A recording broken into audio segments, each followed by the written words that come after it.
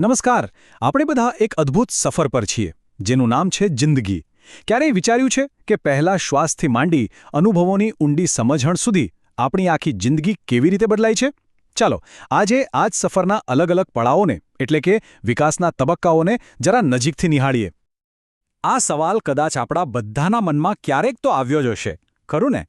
તો ચાલો આજે આ જ સવાલનો જવાબ શોધવા નીકળીએ અને સમજીએ જીવનના એ દરેક વળાંકને જે આપણને એ બનાવે છે જે આજે આપણે છીએ. સૌથી પહેલાં તો એક વાત સમજી લઈએ. વિકાસ ક્યારેય અટકતો નથી. એ કોઈ મંઝિલ નથી, પણ જન્મથી લઈને આપણા છેલ્લા શ્વાસ સુધી ચાલતી એક સતત યાત્રા છે. હવે આ સફર તો સતત છે, પણ એને સારી રીતે સમજવા માટે આપણે એને કેટલાક ખાસ તબક્કાઓમાં વહેંચી શકીએ. એમ સમજો કે જીવન એક પુસ્તક છે અને દરેક તબક્કો એનું એક નવું પ્રકરણ, જેની પોતાની એક ખાસ વાત છે, પોતાની એક આગવી ગતિ છે. આને સમજવા માટે ચાલો એક સરસ કલ્પના કરીએ. આપણા વિકાસને એક નદી જેવો ગણો. ક્યારેક એનો પ્રવાહ પહાડોમાંથી નીકળતી વખતે એકદમ તોફાની અને ઝડપી હોય છે, તો ક્યારેક મેદાનમાં પહોંચ્યા પછી એકદમ શાંત અને ધીમો. બસ આપણા જીવનમાં વિકાસની ગતિ પણ કંઈક આવી જ રીતે બદલાતી રહે છે. તો ચાલો શરૂઆત કરીએ જીવનના સૌથી જાદુઈ અને સૌથી ઝડપી તબક્કાથી. આ એ પાયાના વર્ષો છે જેના પર આપણા ભવિષ્યની આખી ઇમારત ઊભી થવાની છે. જસ્ટ વિચારો, શું આ કોઈ ચમત્કારથી ઓછું છે? એક નાનકડું શિશુ જે થોડા સમય પહેલાં ફક્ત શ્વાસ લેતું હતું, એ હવે ગણતરીના વર્ષોમાં જ ચાલવા લાગે છે, બોલવા લાગે છે અને પોતાની આસપાસની દુનિયાને સમજવા લાગે છે. આ તબક્કો ખરેખર અકલ્પનીય પરિવર્તનનો છે, નહીં? પણ આટલા બધા પરિવર્તન પાછળનું એન્જિન શું છે? એ છે બાળકની ક્યારે ન ખૂટતી જિજ્ઞાસા. આ શું છે? પેલું કેમ થાય છે? આ બધા સવાલો ખાલી સવાલો નથી હોતા. આ તો દુનિયાને સમજવાની, એના જ્ઞાનનો પાયો નાખવાની એક રીત છે. તો હવે બાળક ઘરની સલામત 4 દિવાલોમાંથી બહાર નીકળીને એક તદ્દન નવી દુનિયામાં પગ મૂકે છે. અને આ દુનિયા છે સ્કૂલની અને દોસ્તોની, જે એની ઓળખને એક નવો જ આકાર આપવાનું શરૂ કરે છે. અને અહીંથી જીવનનું કેન્દ્ર જ બદલાઈ જાય છે. હવે પરિવાર કરતાં પણ વધારે મિત્રોનું મહત્વ વધી જાય છે. પોતાની ગેંગનો ભાગ બનવું, એમની સાથે હળવું મળવું, એમનો સ્વીકાર મેળવવો, બસ એ જ એની દુનિયા બની જાય છે. અને હવે આવે છે જીવનનો સૌથી તોફાની, સૌથી મૂંઝવણભર્યો પણ એટલો જ નિર્ણાયક તબક્કો. હા, આપણે વાત કરી રહ્યા છીએ તરુણાવસ્થાની.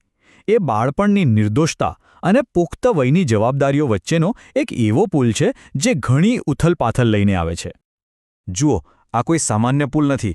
આ એક એવો સેતુ છે જે તમે જે હતા એને તમે જે બનવાના છો એની સાથે જોડે છે.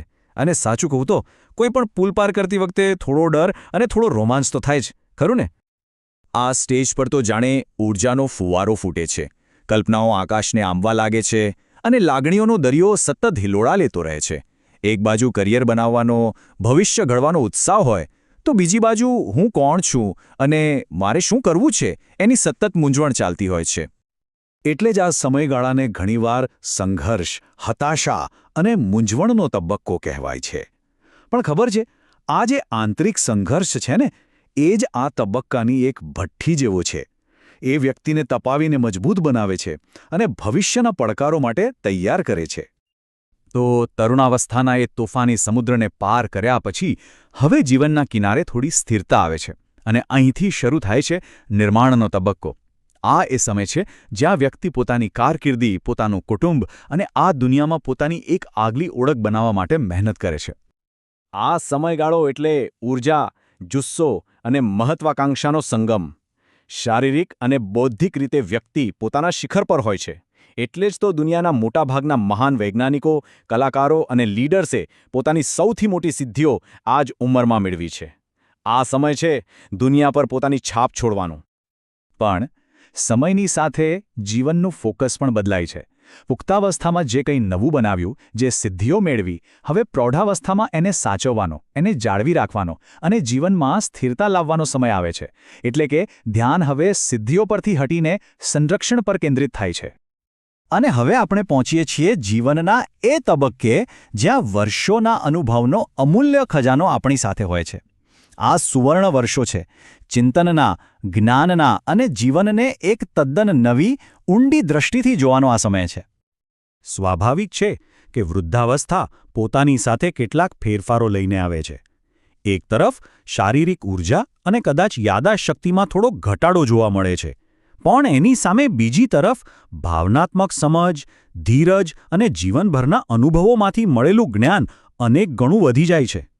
અને આ બધું આપણને એક ખૂબ જ મહત્વની વાત યાદ અપાવે છે કે આપણે યુવાનીમાં જે બીજ વાવીએ છીએ એના જ મીઠા ફળ આપણને વૃદ્ધાવસ્થામાં ચાખવા મળે છે.